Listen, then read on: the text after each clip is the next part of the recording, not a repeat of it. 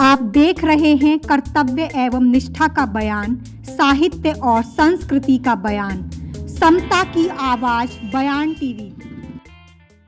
चीजें दो तरह की व्यवस्था इस देश में चल रही है। एक चल रही है ब्राह्मणवाद, दूसरा चल रही है अम्बेडकरवाद। तो आप खुद सोचिए कि जैसे जैसे ब्राह्मणवाद बढ़ेगा तो अम्बेडकरवाद कम होगा, लेकिन जिस तरह से अम्बेडकरवाद बढ़ेगा उस तरीके से ब्राह्मणवाद कम। जगह जगह जो आंदोलन हो रहे हैं वो क्यों हो रहे हैं, ये सोचने की बात है। क्योंकि जिस तरह की सरकार चल रही है, मनुवादी, आप सब लोग जानते हो, उस सरकार ने हमारे जितने भी, चाहे वो बच्चों का एजुकेशन हो, चाहे वो रिजर्वेशन हो, चाहे वो गवर्नमेंट ऑर्गेनाइजेशन हो, तो जितने भी ये गवर्नमेंट ऑर्गेनाइजेशन को उन्होंने प्राइवेट कर दिया। क्यों? क्योंकि उनको पता है कि अगर हम डायरेक्ट इनके आरक्षण पर वार करेंगे तो ये लोग आंदोलन करेंगे, सड़कों पर उतरेंगे। इसलिए धीरे धीरे इन लोगों का मतलब जो सरकारी वो है कंपनीज, उनको प्राइवेट कर दो ताकि आरक्षण खुद पे खुद ही खत्म हो जाए। तो इस तरह से आप खुद देख रहे हो। तो अभी लेकिन अब वो सरकार या जितने भी ये लोग हैं मनुवादी, मैं कह सकती हूँ कि वो स्ट्रॉन्ग क्यों हो रहे हैं, वो क्यों इतने ताकतवर हो रहे हैं, उनके पास क्यों इतना पैसा है कि वो उन्होंने शासन खरीद लिया, प्रशासन खरीद लिया, मीडिया खरीद लिया, है ना। आज पूरे देश में उनका राज चल रहा है। आखिर क्यों, आखिर क्यों? ये सोचने की गहरी समस्या है, बहुत बड़ी, जिसे हम सोच ही नहीं पा रहे। वो इसलिए क्योंकि उनको बढ़ावा जो दे रहे हैं या उनको जो स्ट्रॉन्ग कर रहे हैं वो केवल और केवल हम लोग कर रहे हैं, हमारा समाज कर रहा है। क्यों? क्योंकि उनको सच्चाई नहीं पता। बाबा साहेब अम्बेडकर जी कहते हैं कि जो अपना इतिहास नहीं जानते वो कभी इतिहास बना नहीं सकते ना। तो अगर हमको अपना इतिहास नहीं पता होगा तो हम कैसे मतलब इस मिशन मूवमेंट के लिए या कैसे अपने लिए, मिशन को तो बात छोड़ दीजिए, कैसे हम अपने परिवार के लिए, कैसे हम अपने बच्चों के लिए अच्छा फ्यूचर उनका सिक्योर करें। लेकिन हमको तो कुछ नहीं मालूम। हम अभी भी कंटिन्यूसली उनकी विचारधारा को स्ट्रॉन्ग कर रहे हैं। कैसे? वो ऐसे कि कभी उन्होंने साल के 36 त्योहार बनाकर रखे हैं। 36 त्योहारों में, और उन इतने त्योहार, मतलब मैं कह सकती हूँ कि आप पूरे महीने, यानी कि पूरे 12 महीने का उनका शेड्यूल है कि उनको किस तरीके से आपकी जेब से पैसा निकलवाना है। जब आपके शादी होंगी उस वक्त त्योहार नहीं होंगे, और जिस वक्त त्योहार होंगे उस वक्त शादी नहीं होंगी, है ना। और ये जो गृह प्रवेश और बच्चों का नामकरण तो पूरी साल का ही चलता रहता है। मुझे समझ में ये नहीं आता कि भैया आप सक्षम हो, क्योंकि देखिए ये कोई अगर बाबा साहेब 1928 में बेगारी की प्रथा को बंद नहीं करते। अब बेगारी की प्रथा क्या होती थी? बेगारी की प्रथा वो होती थी जिसमें वो अपनी पसंद से काम कराते थे, अपनी मनपसंद से काम कराते थे, लेकिन उसके बदले में आपको मजदूरी नहीं देते थे, उसके बदले में आपको पैसा नहीं देते थे, उसके यहाँ तक कि आपको खाने के लिए अनाज नहीं था और पीने के लिए साफ पानी नहीं था। यानी कि कह सकते हैं कि जिंदा रहने के लिए मरे हुए जानवरों का मांस खाना पड़ता था और जिंदा रहने के लिए झोड़ का गंदा पानी पीना पड़ता था। शुक्र कीजिए बाबा साहेब जिनकी वजह से आज नल तो बहुत दूर की बात है, आरओ का पानी पीते हैं। तो जब आँख खुले ना सुबह, तो एहसान जिसका है हमारे ऊपर, जिन्होंने हम पर एहसान किया, एहसान भी नहीं, हमको जानवरों से बदतर जिंदगी जो हम जी रहे थे उनको इंसानों वाली जिंदगी दे दी। तो सुबह उठते ही एक बार धन्यवाद बाबा साहेब का कर देना चाहिए कि हे बाबा साहेब, आपकी बदौलत आज मैं इतने अच्छे घर में रह रही हूँ और आपकी बदौलत आज अच्छा पानी पी रही हूँ, अच्छे कपड़े पहन रही हूँ। आपको याद होगा, पता भी होगा कि हजारों साल पहले जो गुलामी की जो व्यवस्था थी, जो इन लोगों ने हम पे थोपी हुई थी, यहाँ तक कि हमारी बहन बेटियों को ऊपर का तन ढकने की भी इजाज़त नहीं थी। और ऊपर का तन ढकने की इजाज़त नहीं थी तो ब्रेस्ट का साइज देख कर वो लोग कहते थे कि इसको हमारी कोठी पर पहुंचा देना, इसको हमारी कोठी पर पहुंचा। कहना नहीं चाहती हूँ, लेकिन फिर भी क्योंकि दर्द है मेरे दिल में और मैं बताना चाहती हूँ कि हम महिलाओं की, क्योंकि मैं महिलाओं पर काम करती हूँ तो मैं खासकर महिलाओं को बता रही हूँ कि हम महिलाओं की कितनी बड़ी दुर्गति थी। और इसी दुर्गति को दूर करने के लिए एक महिला ने आवाज़ उठाई, और एक महिला जब आवाज़ उठाती है तो वो कहती हैं कि चाहे कुछ भी हो जाए। केरला की वो लड़की थी जिनका नाम था नगेली। तो नगेली एक लड़की थी जिन्होंने कहा कि चाहे कुछ भी हो जाए मैं ऊपर अपना तन ढकूंगी। और जब उन्होंने अपना तन ढक लिया तो मनुवादियों को ये पसंद नहीं आया, तो उसके ऊपर उन्होंने ब्रेस्ट टैक्स होता था कि जो भी ढक लेगा और फिर साइज के हिसाब से उसको टैक्स देना पड़ेगा। तो गरीब तो लोग थे, पैसे तो थे नहीं, तो उसके ऊपर टैक्स लगाया और या तो इतना पैसा दो नहीं तो तुमको मौत के घाट उतार दिया जाएगा उसके पति को। तो उसने कहा, उसके पति ने भी उसका साथ दिया कि चाहे कुछ भी हो जाए लेकिन हम लोग ऐसी दुर्गति नहीं सहेंगे, ऐसी बदनामी नहीं सहेंगे, क्योंकि क्रांति तो कोई ना कोई करता है ना। जब अगले दिन उनसे टैक्स मांगने वो लोग पहुंचे उनके दरवाजे पर, तो उन्होंने जानते हैं क्या किया? उन्होंने अपना ब्रेस्ट काट कर थाली में दे दिया कि ये लीजिए टैक्स, और उसी वक्त वो मर गई। तो अंग्रेजों का शासन था और उन्होंने फिर ये नियम बनाया कि कोई भी अब ऊपर का तन उघाड़ेगा नहीं, ढके। मैं अपने भारत की महिलाओं को आज़ादी और सम्मान की ज़िंदगी दिलाकर रहूँगा, चाहे उसके लिए मुझे कुछ भी क्यों ना करना पड़े। और बाबा साहब ने वो किया। आज हम कैसी ज़िंदगी जी रहे हैं, सम्मान की। अब क्या था पहले, तो वो क्या ऐसे सक्षम था, मतलब अच्छे कपड़े मिल रहे थे, भेदभाव नहीं हो रहा था आपके साथ, या आपके इतने संगमरमर के घर थे, नहीं थे। तो विधान लागू था, उसके बारे में बात कर रही हूँ कि मनुस्मृति पहले विधान था जिसमें हम सबको पढ़ने नहीं दिया गया। पढ़ने क्यों नहीं दिया गया? इसलिए नहीं दिया गया क्योंकि वो लोग जानते थे कि शिक्षा जो है सवालों को जन्म देती है ना, कि अगर कोई शिक्षित होगा तभी तो कोई जान पाएगा। तो इसलिए हमारे समाज को हजारों सालों तक शिक्षा से दूर रखा और वो अपना जो ग्रंथ थे उनके अकॉर्डिंग हम पे अत्याचार करते रहे। तो लेकिन बाबा साहेब अम्बेडकर जी आए और उन्होंने मतलब इतनी उस वक्त क्या कोई उनके लिए मगरमच्छ नहीं रहा होगा, कोई उनको मारना नहीं चाहता होगा, सब मारना चाहते थे उनको।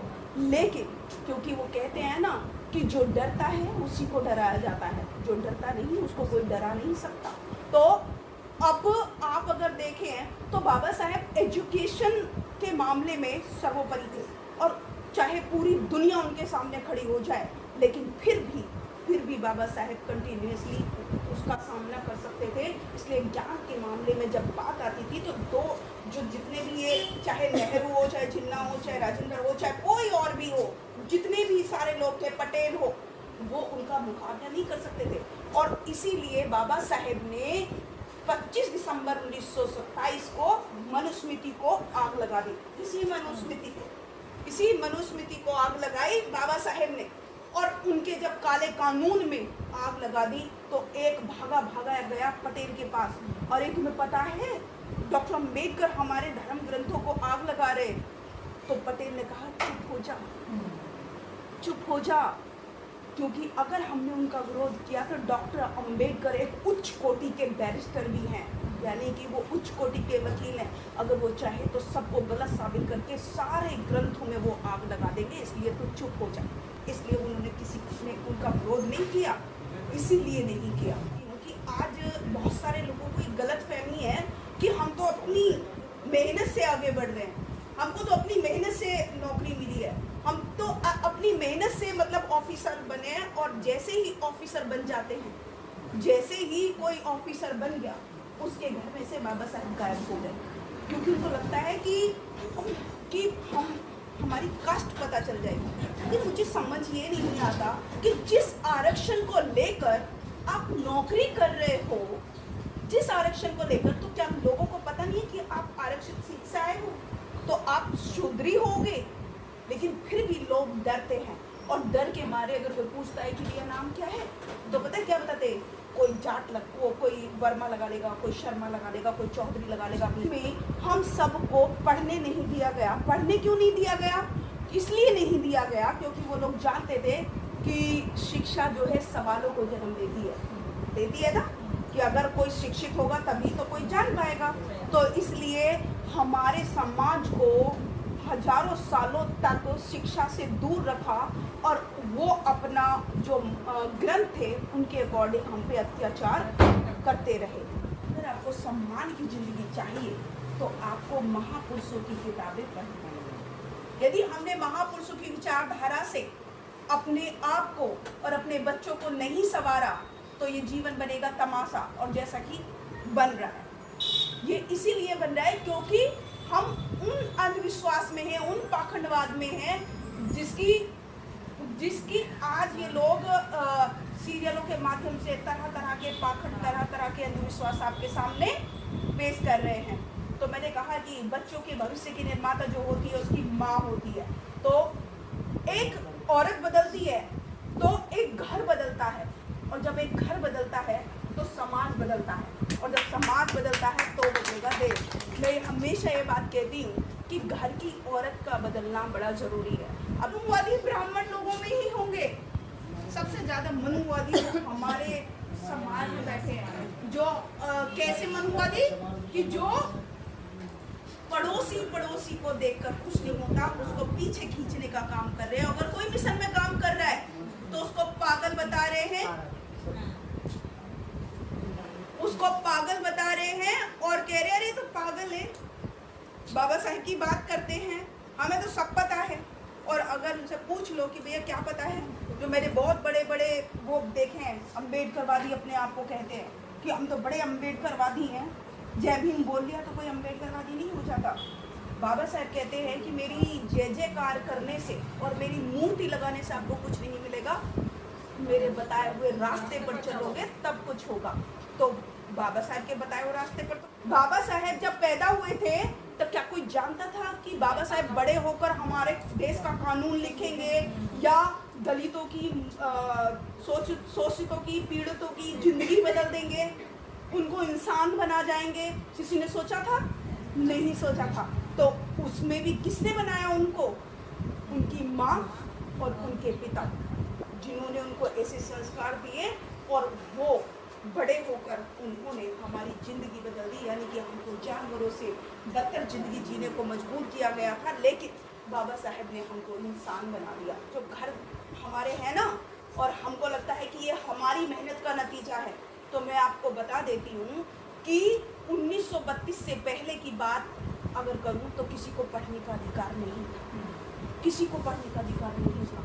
और उसके बाद में बाबा साहब गोलमेज सम्मेलन जाते हैं, और गोलमेज सम्मेलन 3 बार लंदन में जाके वहाँ की संसद में दहाड़ते हैं, हमारे हक अधिकारों की मांग करते हैं।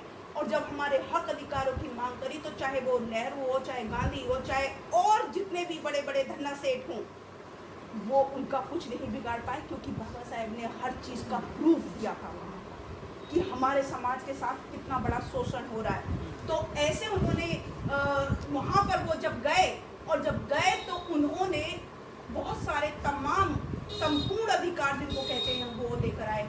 हमारे लिए पढ़ने का अधिकार लेकर आए, हमारे लिए सार्वजनिक सड़कों पर चलने का अधिकार लेकर आए, क्योंकि हमको सार्वजनिक सड़कों पर चलने का अधिकार नहीं था। हम दोपहर में ही निकलते थे, वो भी हमारे घर कहाँ होते थे, जोड़ के पीछे। ऐसे में तो हम घर भी नहीं बना सकते थे। तो बाबा साहेब जब वहाँ से हमको तमाम अधिकार ले आए, पढ़ने का अधिकार ले आए, तो जब ऐसे ही पढ़कर ही तो मतलब राजनीति का अधिकार ले आए, पढ़ने का अधिकार ले आए, सार्वजनिक सड़कों पर चढ़ने का अधिकार ले आए। अगर कोई हमारे साथ बदतमीजी करे तो उसके लिए कानून उन्होंने बनवा दिया अंग्रेजों से कहकर। तमाम तरह के कानून बना दिए। तो ऐसे अगर बना दिए, और उसके बाद में मैं एक छोटी सी कहानी के माध्यम से आपको बताती हूँ कि बहुत सारे लोग कहते हैं ना कि ये हमारी मेहनत का नतीजा है। हम बाबा साहब ने संविधान ही तो लिखा है। बहुत सारे लोग कहते हैं बाबा साहब ने संविधान ही तो लिखा है, लेकिन एक राजा था और राजा के 4 दरबारी थे। राजा के 4 दरबारियों से राजा ने कहा कि भैया ऐसा है कि बताओ शिक्षा की क्या कीमत होती है। अब सारे दरबारी बड़े परेशान, क्योंकि उनको पता ही नहीं कि शिक्षा की कीमत क्या होती। अब वो परेशान, तो वो राजा ने उनको 3 दिन का समय दिया कि मैं तुमको 3 दिन का समय दे रहा हूँ, बताओ शिक्षा की क्या कीमत है। अगर तुम 3 दिन में भी नहीं बता पाए कि शिक्षा की क्या कीमत होती है, तो मैं तुम चारों को फांसी पर चढ़ा दूंगा। ये राजा ने कहा। अब राजा ने तो कह दिया, लेकिन वो बड़े परेशान, वो पूरे राज्य में घूम लिए, लेकिन किसी को भी ये नहीं पता कि शिक्षा की क्या कीमत होती है। तो वो अगले दिन उनको फांसी लगने वाली थी, तो वो घर में बैठ के बड़े उदास। तो उनकी वाइफ ने पूछा कि जी तुम 3 दिन से बड़े परेशान हो रहे हो ना, आज तो तुम खाना भी नहीं खा रहे हो, ऐसा क्या हो गया। तो वहीं पर उसका छोटा बच्चा भी बैठा था, वो पढ़ता था। तो वो पढ़े लिखे नहीं थे, वो अनपढ़ थे, इसलिए उनको पता नहीं चल रहा था। लेकिन बच्चा जो छोटा था 8 साल का, वो पढ़ा लिखा था, तो वो पढ़ रहा था मतलब। तो उसने बताया कि ऐसा है, राजा ने मुझसे पूछा है कि शिक्षा की क्या कीमत होती है, और अगर मैंने नहीं बताया उसको तो वो कल हमको फांसी पे लटकाने वाले हैं, तो कल हमको फांसी दी जाएगी। अब बैठा छोटा बच्चा भी सुन रहा था। छोटे बच्चे ने कहा कि पिताजी मैं चलूँगा कल, मैं दूंगा उनको शिक्षा की क्या कीमत होती है जवाब। अब बच्चे की बात सुनकर वो उसका पिता बोला, अरे नहीं नहीं नहीं नहीं, राजा बड़ा क्रूर है, मुझे तो फांसी पर लटकाएगा ही लटकाएगा, साथ में तुझे भी लटका देगा, मैं नहीं लेकर जाऊंगा तुझे। उसने कहा कि पिताजी कुछ भी नहीं होगा, मैं चलूंगा आपके साथ। और वो गया। जब वो गया तो पूरे दरबार में सब लोग थे। तो राजा ने उन चारों को देखते हुए ही पूछा कि बताओ क्या होती है शिक्षा की कीमत। तो अब वो तो चुप थे। तो उसने एक ने कहा कि देखो मैं तो नहीं दे पाऊंगा इसका आंसर, लेकिन ये जो मेरा बच्चा है ना, ये देगा आपको आंसर, इसका उत्तर ये देगा आपको। तो वो बच्चा कहने लगा, राजा ने पूछा कि बताओ बच्चे क्या होती है शिक्षा की कीमत। तो बच्चे ने पता क्या कहा, बच्चे ने कहा कि मास्टर वो राजा साहब, क्या आपको ये नहीं पता कि जो उत्तर देता है वो कहाँ बैठता है और जो जवाब देता है वो कहाँ बैठता है। अब बताओ कि राजा इतना सुनकर तो बड़ा हैरान कि वैसे तो आप पूछ रहे हो शिक्षा की क्या कीमत, लेकिन आपको ही नहीं पता कि जो जवाब देता है वो कहाँ बैठता है, प्रश्न पूछता है वो कहाँ बैठता है। राजा उठा सिंहासन से और जाकर कहाँ बैठ गया, जमीन पर। और जमीन से उठा बच्चा कहाँ जाकर बैठ गया, सिंहासन पर। और जब सिंहासन पर वो बैठा तब उसने कहा कि यही होती है शिक्षा की कीमत, जो जमीन के इंसान को कुर्सी तक पहुंचा दे और कुर्सी से